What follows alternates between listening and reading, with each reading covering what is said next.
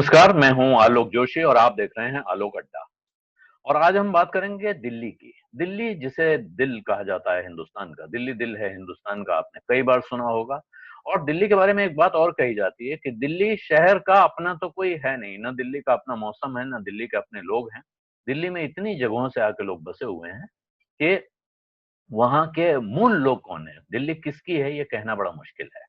इतने इतनी सभ्यताएं, इतनी संस्कृतियां और इतनी तरह के लोग वहां आकर बसे हुए हैं। वो एक तरह का हॉटपॉट कह सकते हैं, एसिमिलेशन कह सकते हैं उस शहर को। लेकिन उस शहर को चलाने वाली सरकार, दिल्ली की सरकार ने फैसला किया है कि दिल्ली के अस्पतालों में अब सिर्फ दिल्ली के रहने वाले लोगों का इलाज होगा। यानी आसपास के इलाकों से, उत्तर प्रदेश से, हरियाणा से, राजस्थान से आने वाले लोगों के लिए दिल्ली के अस्पतालों के दरवाजे बंद किए जा रहे हैं। क्या ये सही फैसला है? क्या ये फैसला तर्क के आधार पर दिख रहा है सही, या इसमें राजनीति ज्यादा दिख रही है? और ये राजनीति हमको कहां ले जाएगी? क्या अरविंद केजरीवाल को इस फैसले पे पुनर्विचार करना चाहिए? मेरा ख्याल है जरूर करना चाहिए। और ये अच्छी राजनीति नहीं है। मेरा कहना है अरविंद केजरीवाल जी, इस पर दोबारा विचार कीजिए। ये राजनीति अच्छी नहीं है। ये कतई आपको किसी ऐसी जगह नहीं ले जाने वाली है जहां से सबका भला हो। ये उल्टे नुकसान पहुंचाने वाला काम करने जा रहे हैं आप। इस पे और बात करता हूं, उससे पहले मैं एक आग्रह करूंगा कि अगर अभी तक आपने मेरा यूट्यूब चैनल वन आलोक जोशी सब्सक्राइब नहीं किया है तो उसको सब्सक्राइब कर लें। इस वीडियो के लिंक अपने मित्रों परिचितों के साथ ज्यादा से ज्यादा शेयर करें, इसको लाइक करें और साथ में घंटी भी बजा देंगे मेरे चैनल को सब्सक्राइब करने के साथ, तो आपको खबर मिल जाएगी कब मैंने नया वीडियो डाला और कब मैंने नया लाइव किया। आजकल मैं लाइव कुछ कम कर रहा हूं लेकिन जल्दी ही करूंगा, तो वो लाइव की भी खबर घंटी बजने के साथ आ जाती है। इसका आपसे आग्रह है कि आप ये करें। अब मैं आपको बताता हूं कि फैसला हुआ क्या है। दिल्ली की कैबिनेट ने आज ये फैसला किया रविवार के दिन कि जो राज्य सरकार जो अस्पताल चला रही है, दिल्ली सरकार के जो अस्पताल हैं, उनमें जितने बेड्स हैं वो दिल्ली शहर, या जिसको आप नेशनल कैपिटल टेरिटरी कहते हैं, नेशनल कैपिटल के निवासियों के लिए रिजर्व किया जाएगा, जब तक कोरोना की महामारी ठंडी नहीं पड़ जाती है, कम नहीं हो जाती है या खत्म नहीं हो जाती है। और ये ऐलान खुद अरविंद केजरीवाल ने, दिल्ली के मुख्यमंत्री ने किया है। इसके साथ उन्होंने सफाई दी है, पहले भी ये सफाई आ चुकी है, विवाद आज का नया नहीं है, कि इसमें एम्स और सफदरजंग जैसे वो अस्पताल शामिल नहीं होंगे इस फैसले में जिन्हें केंद्र सरकार चलाती है। उनका एप्रीहेंशन क्या है, उनकी आशंका क्या है? उनको ऐसा लगता है कि इस वक्त अगर हम ये पाबंदी नहीं लगाएंगे तो दिल्ली के अस्पताल बाहर के लोगों से भर जाएंगे। अंग्रेजी में शब्द इस्तेमाल किया है, दी हॉस्पिटल्स में गेट स्वैम्प्ड, यानी भरमार हो जाएगी, भीड़ हो जाएगी, और इस वजह से जो दिल्ली में रहने वाले लोग हैं उनको मुश्किल हो जाएगी। इस पर कई दिनों से चर्चा चल रही थी। अरविंद केजरीवाल ने वीडियो कॉन्फ्रेंस पे एक प्रेस कॉन्फ्रेंस एड्रेस किया और उसमें कहा कि एक 5 सदस्यीय कमेटी बनाई गई थी जिसको इस स्थिति पे विचार करना था और अपनी सिफारिश देनी थी। तो उन्होंने पाया है कि जून महीने के खत्म होने तक दिल्ली में जो लोग संक्रमित हो जाएंगे उनका इलाज करने के लिए, आपको पता होगा कि गंभीर रूप से जो संक्रमित होते हैं उनका इलाज करने के लिए बेड्स की जरूरत होती है। तो दिल्ली शहर में करीब 15,000 बेड्स की, 15,000 बिस्तरों की अस्पताल में जरूरत होगी। अभी दिल्ली में, दिल्ली सरकार के अस्पतालों में और केंद्र के अस्पतालों में 10-10 हजार बेड उपलब्ध हैं, यानी 20,000 बेड कुल मिला के, अगर ये बात मैं सही समझ रहा हूं तो। इसमें दिल्ली की कैबिनेट ने फैसला किया कि जो दिल्ली सरकार के अस्पताल हैं उनको पूरी तरह दिल्ली के रहने वालों के लिए रिजर्व किया जाए और केंद्र वाले जो अस्पताल हैं वो जैसे चलते थे वैसे चलते रहेंगे। साथ में उन्होंने ये भी कहा है कि जो प्राइवेट अस्पताल दिल्ली शहर में चल रहे हैं उनको भी दिल्ली के रहने वालों के लिए अपने बेड रिजर्व करने पड़ेंगे।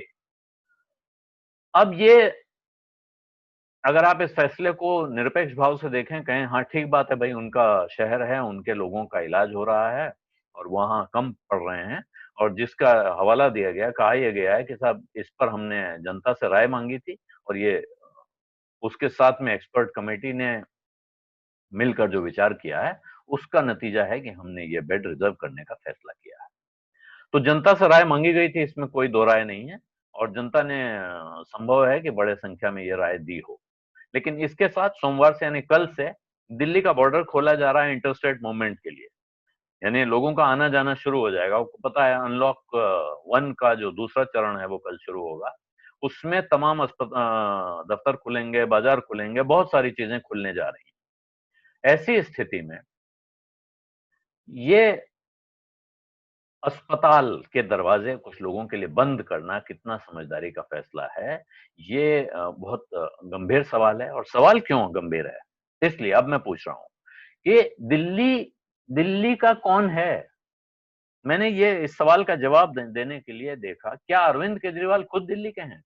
आपको याद होगा अरविंद केजरीवाल ने जब पहली शपथ ली थी उसके पहले वो गाजियाबाद में रहा करते थे। तो क्या आज की तारीख में अरविंद केजरीवाल बीमार हो जाते हैं, और मेरा ख्याल है उनका जो वो गाजियाबाद का घर है वो शायद उनका अपना घर था, वो आज भी होना चाहिए, तो उनका स्थायी पता वहीं का लिखा होगा। तो क्या उनका इलाज यहाँ होना चाहिए कि नहीं होना चाहिए, ये एक सवाल है। उनकी कैबिनेट के अन्य प्रमुख सदस्यों के नाम बताता हूं मैं आपको। मनीष सिसोदिया। मनीष सिसोदिया दिल्ली के बताए जा रहे हैं, वो दिल्ली में पैदा हुए या नहीं मुझे पता नहीं चल पाया जो मैंने जांच की, लेकिन सिसोदिया राजस्थान के राजपूत होते हैं, तो मूल रूप से दिल्ली के नहीं हो सकते हैं। संजय सिंह उत्तर प्रदेश से आए हैं, बिल्कुल पक्के तौर पर मैं आपको बता सकता हूं। गोपाल राय उत्तर प्रदेश से आए हैं, 1998 में लखनऊ यूनिवर्सिटी में पढ़ते थे। सत्येंद्र जैन उत्तर प्रदेश के बागपत जिले में पैदा हुए हैं। अरविंद केजरीवाल खुद हरियाणा में पैदा हुए हैं। 3 मंत्री उनके ऐसे भी हैं जो दिल्ली में पैदा हुए हैं, दिल्ली के हैं, वो इमरान हुसैन, आरपी गौतम और कैलाश गहलोत।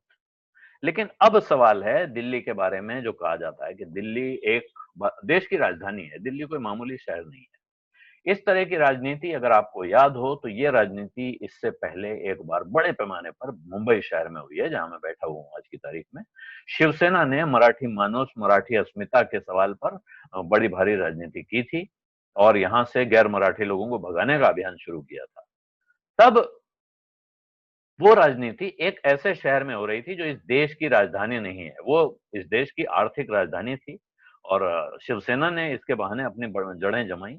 लेकिन क्या दिल्ली शहर में, देश की राजधानी में, इसी तरह का धरतीपुत्र सिद्धांत लागू करना समझदारी का फैसला है?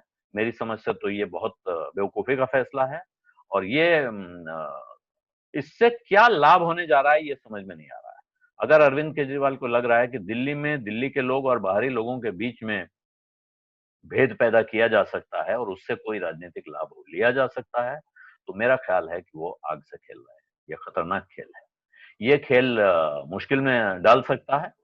दिल्ली में जो लोग काम कर रहे हैं आज की तारीख में, अब आप क्योंकि बात हो गई है कि बॉर्डर खुलने जा रहे हैं और बाहर से लोग आएंगे जाएंगे, दिल्ली में जो लोग काम कर रहे हैं उनमें से कितनी बड़ी संख्या नोएडा से, गाजियाबाद से, फरीदाबाद से, गुड़गांव से और आसपास के और इलाकों से रोज आना जाना, बाहर रहते हैं, दिल्ली में काम करते हैं।